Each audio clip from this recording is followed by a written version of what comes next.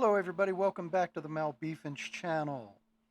So for this Veterans Day, we are starting off with the first episode of Strategic Command WW2 War in the Pacific, where I will be playing the Allied side, and I'll be playing against a computer-controlled Japanese side.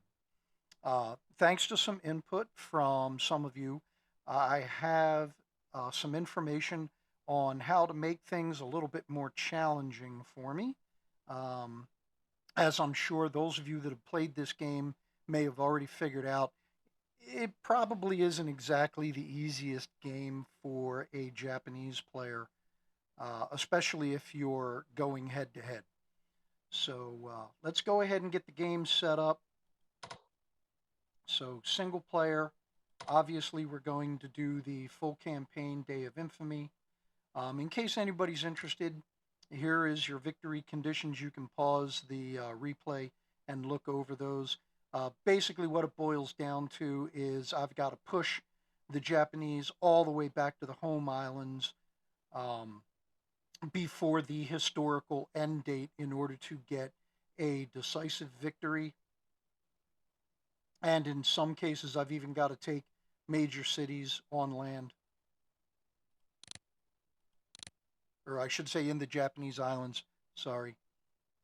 Okay, so in order to make things a little bit more interesting, what we're going to do for the computer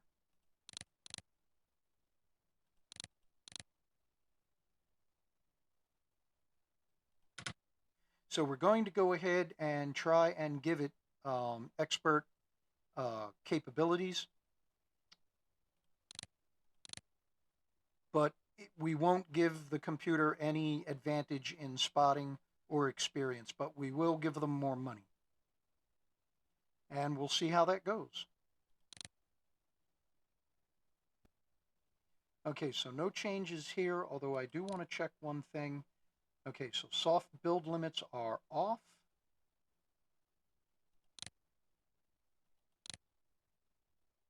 And once again, I'm using the 3D counters instead of the NATO counters. Again, it just makes it easier for me to differentiate.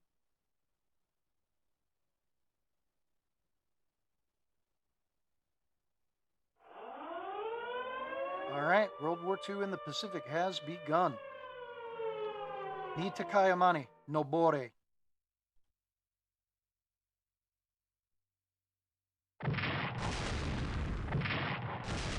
So now obviously this is the sneak attack on Pearl Harbor. And I don't remember exactly which battleship is which.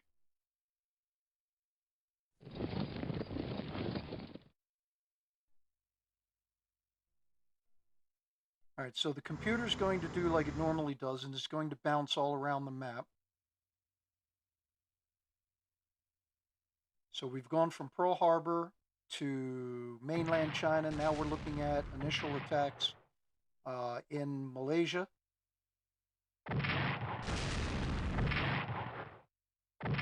So the air attacks are focusing on Hong Kong and Penang, obviously. And so there goes Hong Kong. Japanese forces landing in Malaysia. And in the Philippines. Now, if you remember from last series, I tried to land a lot closer to Singapore to cut off Singapore right from the get-go. The Japanese landed in Burma, Guam, Wake Island. This is all historical. And now the Prince of Wales and the Repulse are under attack. So the Prince of Wales has been sunk. Repulse has retreated to Singapore. Japan declares war on Thailand. I didn't see the point in this when I was doing my play as the Japanese. And Thailand's only going to join the Axis anyway on the next turn. So the advantage to go ahead and move through Thailand and get closer to Burma on the first day, or the first turn. I didn't see the advantage there. Okay, Chinese morale suffers due to the loss of Hong Kong. British morale reduced due to the fall of Hong Kong. U.S. morale suffers from the loss of Guam and from the loss of Wake. And the Japanese celebrate the capture of Guam and Wake, obviously. Brunei surrenders. Japan gets 24 production points. Hong Kong surrenders, 26 production points. Sarawak surrenders, 76 production points. See here that Thailand comes to an agreement with Japan and joins the Axis.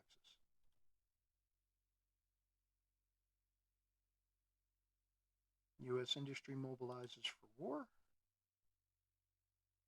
Burma's forces deploy for battle, such as they are. U.S. Marines mobilize at Pearl. So there's an air defense unit and an air unit. Thailand deploys the Phayat Army Corps in the service of Japan. Japan gets their TIE fighters. Panic in Singapore as Japanese forces advance through Malaya.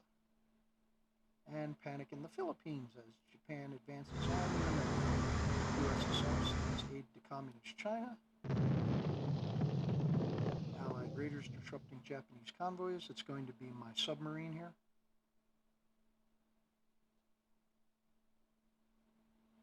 Alright, so California was sunk, Arizona was sunk, Prince of Wales was sunk. And here is all of our activity summary. You folks caught all of that already. Nothing new there.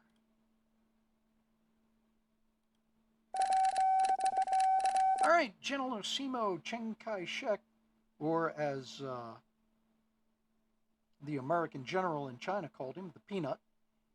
With Japanese forces threatening Burma and potentially India, it is strongly recommended that we send some forces to assist the British in this theater. Were Burma to fall, then the flow of supplies we receive from the Western Allies would be threatened. So the recommendation, bottom line, send forces to assist in the defense of Burma. We are definitely going to do that. Prime Minister John Curtin, Australia. Our citizen military forces will mobilize if Axis forces land in Australia or if enemy naval vessels or amphibious transports approach our shores. Okay, so this is why this did not... While I was playing Japan, I was wondering why Australia was only mobilizing their militias after I had landed troops on the continent. Now I know why. This is why. Darwin will deploy a garrison. Sydney will deploy strength 3 tanks. And following will deploy to half strength. Perth, Canberra, Melbourne, and Brisbane divisions. Enemy movements might not lead to the mobilization of all these units, as they will only mobilize if their area is threatened. Alright, so now for the United States, our immediate prospects for winning the naval war. Japan has a large and powerful navy, no kidding. So our recommendations here: invest in research to increase the economy and improve our armed forces. Check the production queue. Screen view forthcoming Allied reinforcements. Refer to the strategy guide for help. President Roosevelt desires a blow to be struck on Japan. The effect of this, all you need to do is move a U.S. carrier as close to Japan as the icons on the map. This will then trigger a launch of the B-24 Mitchell bombers, or B-25 Mitchell bombers attacking Japan. So let's see.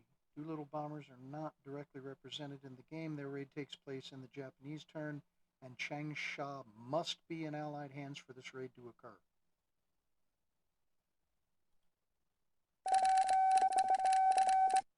Alright, the strategic advice just keeps right on coming. British and Imperial reinforcements, in addition to those units that can be seen in the production queue. British, Australian, and African units will begin arriving in Ceylon. These units, they are weak units that will need to be strengthened. Thanks a lot, guys.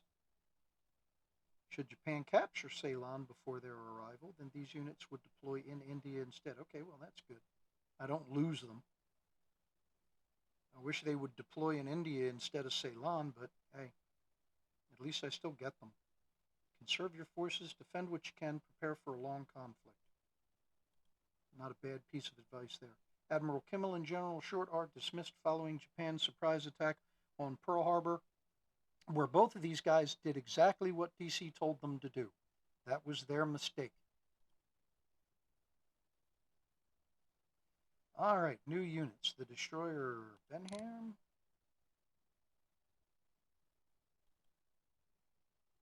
And the carrier Enterprise. 1st Marine Division. Anything else? Yep. Australia's Kanga Forces, Special Forces. Brisbane. I have to get them to New Guinea as quickly as possible. All right, so that is it for new units. Okay, so before I start doing this turn, one thing I wanted to point out is that we've got a whole new sound setup thanks to Lily Sprout. You might remember her from the start of the Japanese campaign. And so without going into too much detail, this is a one of them professional rigs with the extending arm and the huge boom mic with the filter in front of it, and a whole bunch of neat little controls on a control box here that I can do all kinds of things, change my voice, do some sound effects. I've been playing with it a couple of days on and off over the last week, trying to get the hang of it. And so there's still some learning going on. Hopefully things sound a lot better.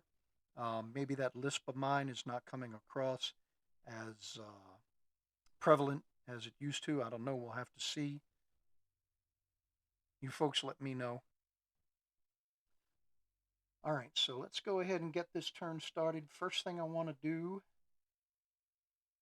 I guess, let me check and see what forces we got out there. So we have Enterprise here, and she doesn't need any upgrades, but Saratoga does.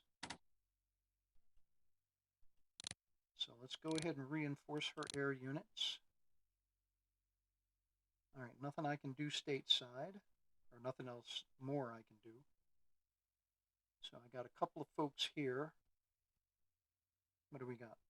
Heavy Cruiser San Francisco and the Destroyer Cunningham. Now, the Japanese force should be out here, but a half-strength battleship, the Oklahoma, and the critically damaged West Virginia are not going to be able to engage them with any level of success. So I wasn't sure if I was going to be able to do that unmolested, but we did.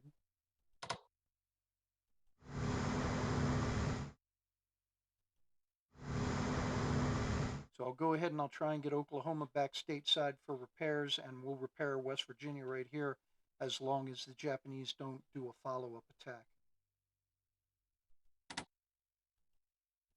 I'll go ahead and upgrade the Marine Corps fighters while I got the chance.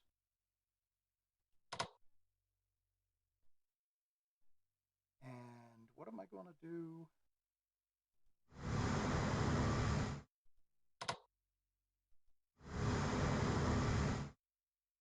So I'm going to have what little navy the U.S. has in the game right now. I'm going to have them muster up around here, and then we'll shoot for the Doolittle raid line. All right, just in case the computer does something I would like to do early in the game, attack Midway, I'll go ahead and get him reinforced first. So I think that's pretty much going to do it for my U.S. units in the Eastern Pacific. So now the Western Pacific. The Japanese has a pretty good sized navy. I'm going to do my best to get as far away from it in the beginning here as possible.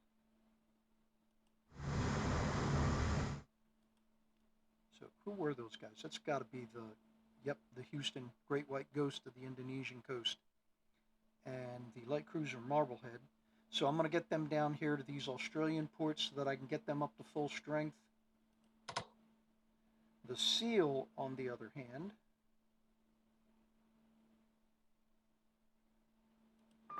I'm going to keep her in harm's way for the immediate. Let's go ahead and get that PT boat out of there. Who is that? PT-41. And the Destroyer Ford. Let's get him out of there. All right, now, what can we do here? So my Philippine forces are not going to do well if they try to counterattack the invasion, but I might be able to hold up the Japanese invasion. I may be able to buy myself some time. All right, so now moving on to mainland China.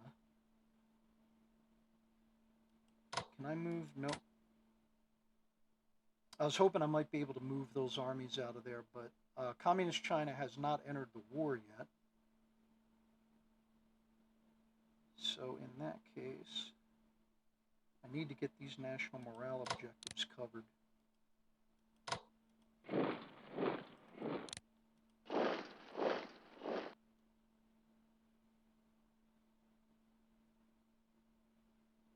right, so what's the terrain there?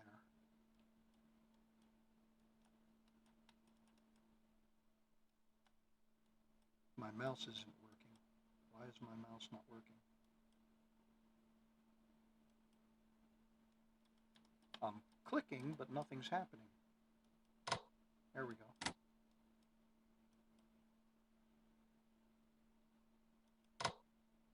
So I was thinking of moving him up here to block these, to block the intersection. Might not be a wise idea. So let's let him stay there in the mountains for the moment.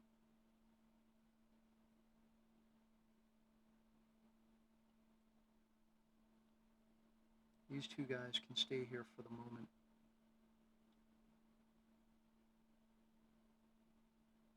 River Lake, does he get any? I wanted to see if he got any defensive bonuses if I moved him into that hex. All right, so I have to hold on to Changsha. Let's go ahead and do this.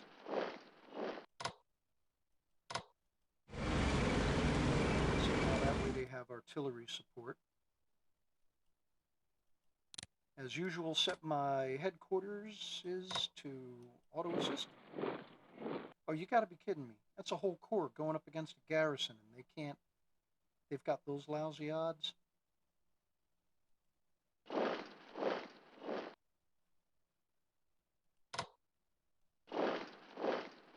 Swap these guys out. Better defense there. Let's see if I can get him. Yep. All right. So that improves the chances that the Japanese cannot outflank Fourth Army here.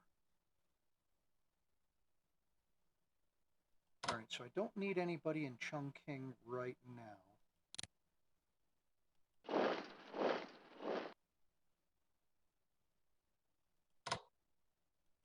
All right, hang on a second. Keep a core army or tank within 2 hexes to benefit from Jiang province. All right. So let's go ahead and get him up there. Go ahead and do that. Do I have any more of those?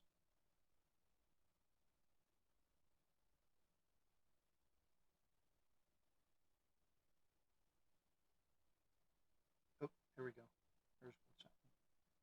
Same thing. Keep a army or a tank unit, core army or tank unit within 3 hexes. All right, so do I have to do both or just the one? I guess I'll find out. All right, so what do we got here? Second tactical bombers. Let's get them reinforced. That way they can come into play next turn. Let's go ahead and reinforce these guys. Reinforce. And apparently I can't reinforce him. Why not?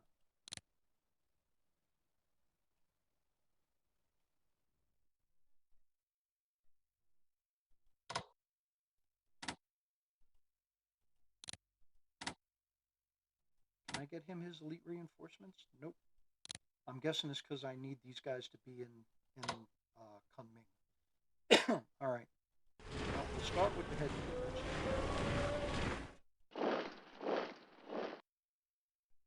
And I guess I'll send these two armies to help out with Burma. All right, anything more that I can do with the Chinese? I got this guy here. Do I want to run him up there?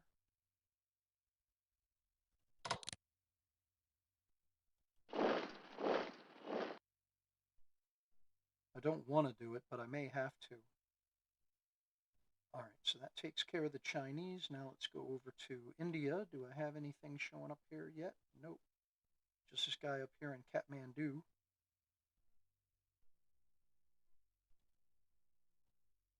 All right, so let's focus down here. Do I want to go after the submarine? I may not get another chance. All right, now get out of there. And let's get repulsed someplace safer.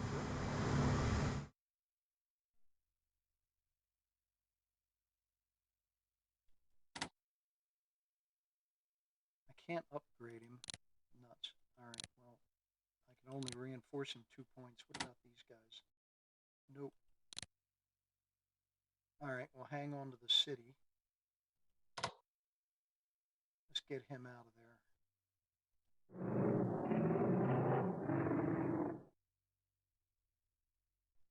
I mean, I hate the idea of just running out of Malaysia, but in all honesty, I'm not going to hold it. Singapore's going to fall. The question is when.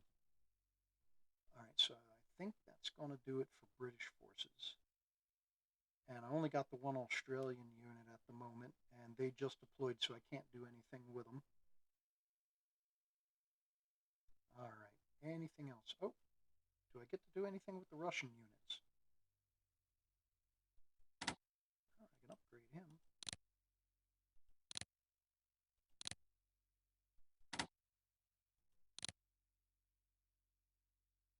I guess I don't have enough. No, can he reinforce? Yep, 1 point. Okay.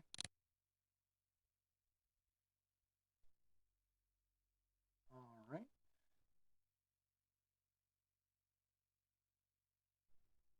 All right, so that's going to do it for operational and combat movement. So let's move on to research. Let's start at the top and work our way down. Okay, so the UK doesn't have anything available, so there's nothing I can do. The United States only has 22 left. There's nothing there that I can afford. Russians only have 3 left. Nationalist Chinese. All right, so who is this? Communist Chinese have 100.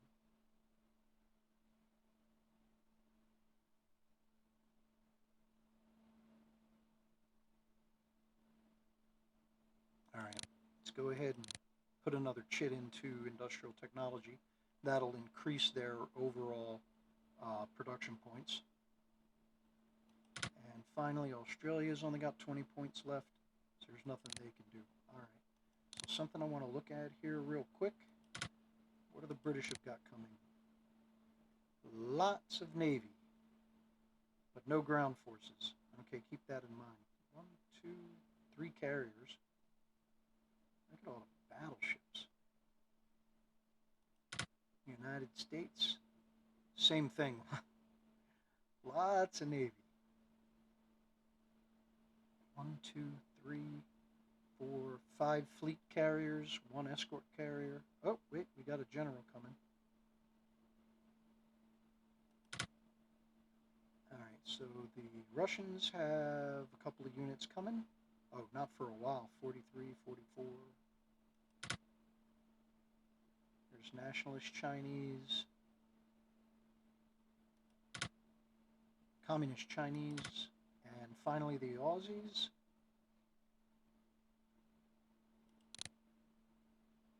All right, so something else I wanted to check. Okay, so Australia is responsible for New Zealand and New Guinea. And the China Air Task Force, I'm going to assume that is the Flying Tigers and the 14th Air Force that were over there in China. Russia doesn't have it. United States has the Philippines, obviously. And UK, okay, they got the lion's head share. So Burma, Canada, Malaya, Nepal, and the Free French. Free French. I'm going to assume that is the Society Islands way over here. Papeete and Tahiti.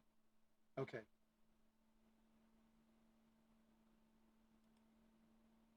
All right, so that does it for this turn. Let's go ahead and advance the turn. Yes, I really want to end this turn. All right. Office of the Secretary of War, Henry L. Stimson. General Stilwell is available for command Chinese forces. This is advisable as his presence in China will greatly assist the Chinese in their fight, and he can command any Chinese units that might be sent to assist British India forces in the defense of Burma. So sending Stilwell is going to boost Chinese national morale, and if you send him, he will be able to command U.S. units, or if you decide not to send him, he will be able to command U.S. units instead. Would you like to spend the 75 production points to send Stilwell to command Chinese forces? Yes, I would. Vinegar Joe.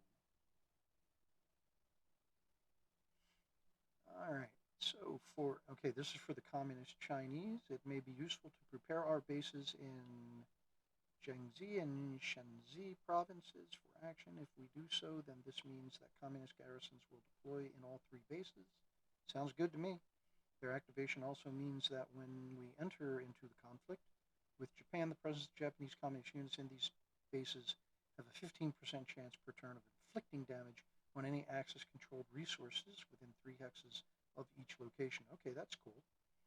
Our units' continued presence in these bases will therefore provide the Japanese with an incentive to attack our bases and distracting them from operations elsewhere. Okay, that's a double-edged sword, but still good. Would you like to authorize the activation? 80 production points at 10. Okay, yep, let's do that. All right, so garrisons are activated. 1, 2, and 3.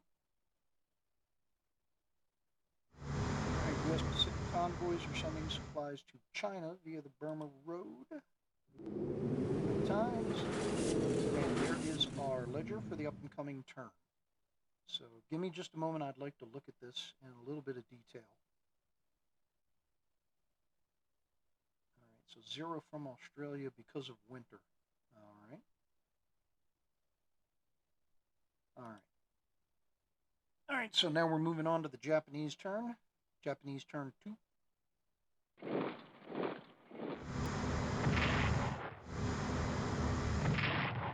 Yeah, all right. So will she survive? Oh, there was an escort carrier.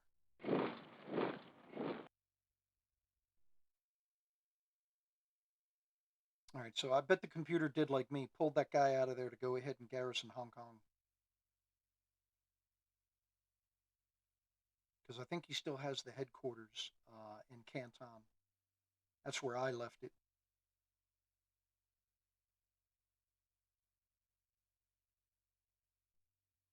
All right, so what's computer's fleet moving? Yeah, that's going to take a while. Oh, interceptors. We're able to. Okay. Awesome. Oh, there goes Koala Lumpur. Lasted longer than I expected it to.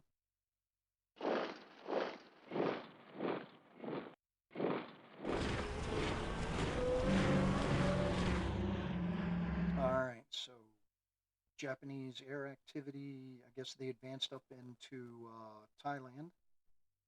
Chinese national morale boosted by the arrival of Vinegar Joe. And And what is this? Pro-Japanese, Burmese, desert the Allied cause, and launch attacks on Allied forces in Burma. And that is it for the Japanese turn. Okay. West Force Corps destroyed. Oh, those were the guys in Kuala Lumpur. Chinese national morale boosted. All right. The Peanut.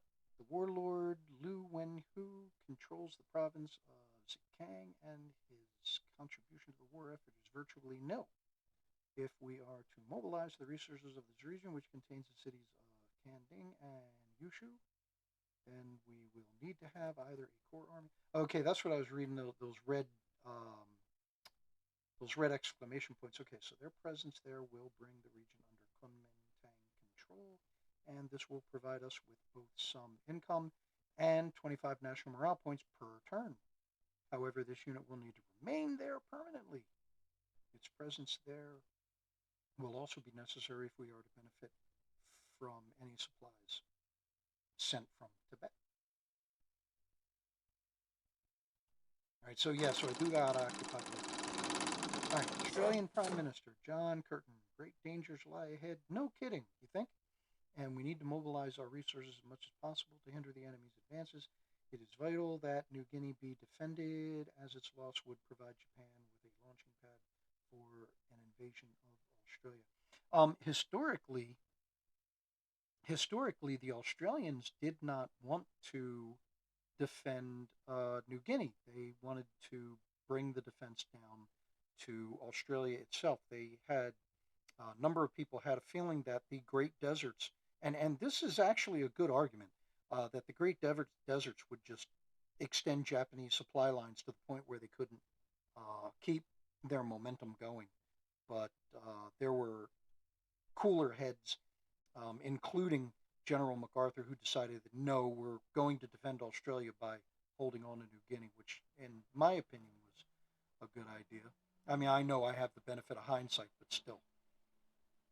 So it is vital that New Guinea be defended. Yep, it is.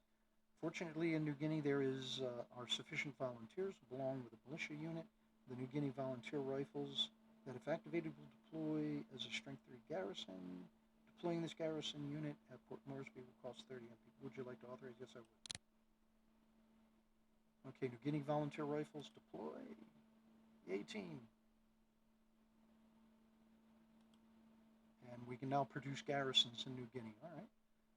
The Royal Sovereign is available for deployment. Let's go ahead and get her close to the fighting. And the Cachalot is available. But I gotta get them up to strength. Okay, so that's it for new units. Let's get the U.S. Navy rolling.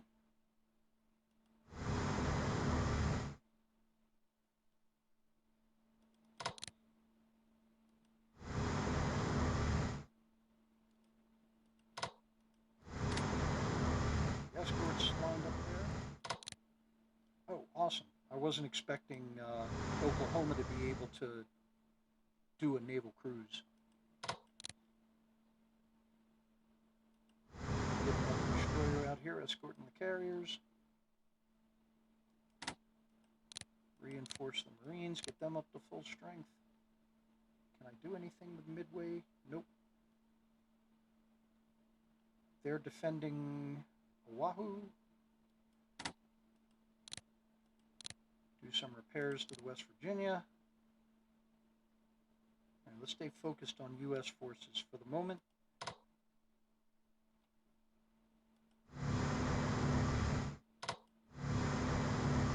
Get them into Australian ports so that they can repair. Let me upgrade him first while I have the chance. Same thing with the Spec Ward unit.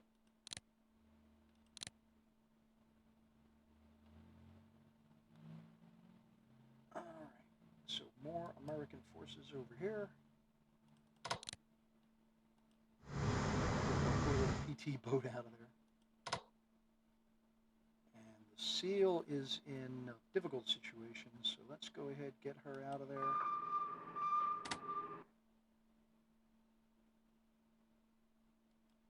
Reinforce the Filipinas. Filipinos. Males are Filipinos, females are Filipinas. Let's keep that straight.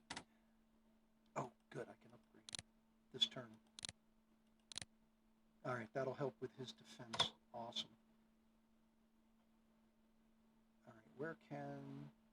I don't think it's a good idea to put the Electra in either one of these ports.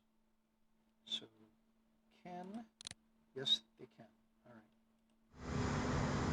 Get him out there to Ceylon for repairs. And, while I'm thinking about it, let's get Pulse a little bit further away from the fighting so she can repair.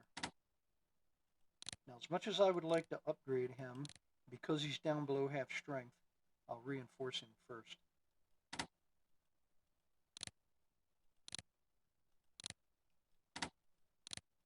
Reinforce him, try and slow down the Japanese advance. Okay, so there's the Flying Tigers. They are not in support at the moment. So that's probably what, yeah, that's what I'm going to need this guy for. So let me reinforce him first.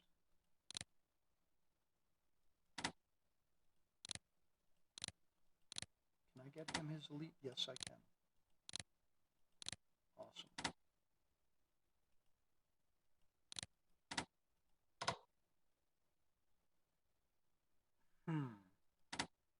Tough call here.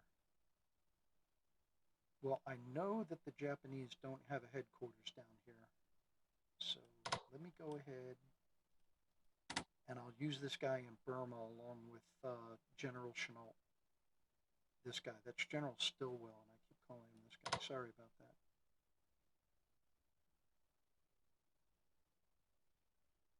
All right. Get him closer to the front lines.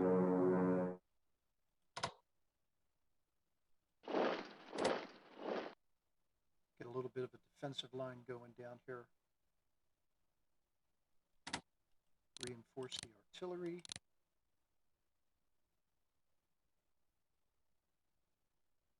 Well, hopefully winter helps. I'd like to swap all of these guys if possible.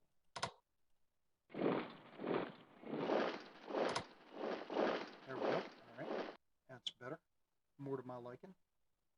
Can I do anything? Can I get him on? Yes, I can. Okay. But I just can't move them out of that territory. All right. All right, so that's going to take care of mainland China. There isn't anything more I can do over in India. Australians are done. Americans are done. Okay, so that just leaves the Russians.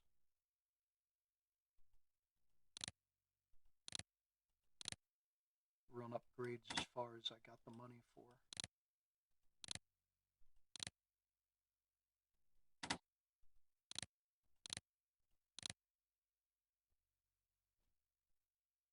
They don't have a whole lot guarding the border here.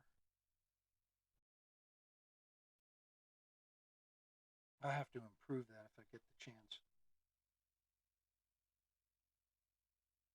All right, so that is going to do it for operational and combat. So now we're back to research. Do I have enough to do anything? I got to start saving up for that. All right, so we got 94 anti-tank weapons, useful. Anything else that I can actually afford? Submarine warfare. They already got level 2, so they're off to a good start there. And then naval construction for the ports. So I got to formulate an overall strategy where we're all working together. So my first thought is to go ahead and have the UK focused on India and Burma and then push in from there. So if that's the case, then the naval construction is probably not going to be as important. So let's go with the anti-tanks. get that started. Now, the United States, the naval warfare is all going to be on them. So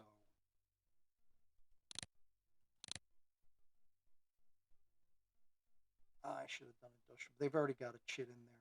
I have to put another one in it next turn. And naval construction.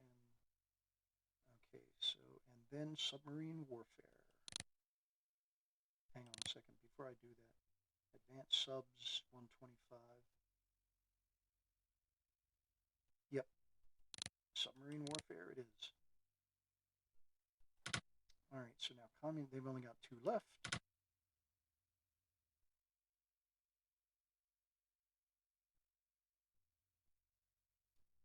For the nationalist Chinese, can I even afford anything? Armored warfare? Nationalist Chinese tank divisions? Heavy bombers. I know they're going to get the 14th Air Force. That may help out there. Nothing else. Alright, can they build anything with that 90? Garrison. Cavalry division. Now, let's go ahead and do it. They may be able to harass behind the lines.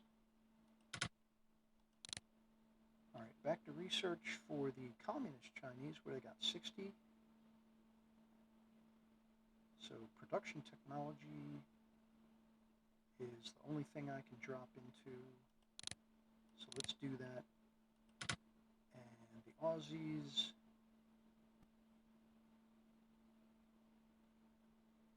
So naval, I'm thinking that the Aussies would be good to support the Americans in naval warfare and island hopping. So let's go ahead and put another chit into naval construction. And that is going to do it. All right. So that's going to do it for this turn. All right, so we're already past the half hour mark. I'm going to go ahead and I'm going to cut this video here. And hopefully I will be able to have 2 videos out for you. One on Veterans Day and then one this coming Wednesday when I would normally put out a video. All right, so if you've made it this far, well, for starters, welcome back if you're returning. I know it's been a while since I had a video out, but like I said, I've been working on trying to learn more about how to do these videos, how to make them look a little bit more professional. And we got this new sound set up, new microphone, which is awesome. And so we'll see how things go with that. And once again, if you made it this far, go ahead and leave a like. Don't forget to drop a comment. Helps grow the channel. We're shooting for 100 subscribers by the end of the year. Hopefully we can get there. And don't forget to hit the notification bell and share. And I will see you on the next one.